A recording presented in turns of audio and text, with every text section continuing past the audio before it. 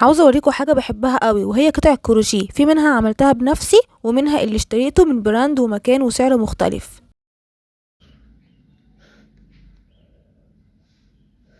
هوريكم بقى دلوقتي اول قطعة اشتريتها كروشيه من الوكالة. اول قطعة في حياتي اشتريها من الوكالة.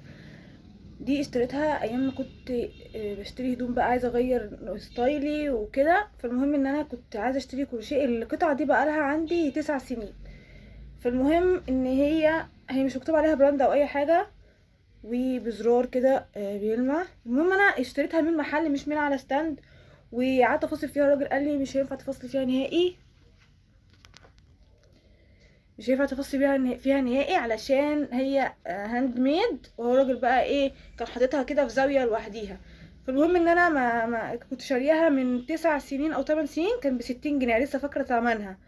المهم اني عجبتني قوي، ودي اول قطعه كروشيه اشتريها في حياتي. وبناء ان انا اشتريتها اتعلمت اعمل كروشيه تمام. فيعني انا بلبسها لحد دلوقتي، ساعات بلبسها كجاكيت وساعات بلبسها كتيشيرت. يعني بلبسها عكسي كده وبلبس عليها جاكيت فمبيبانش خالص.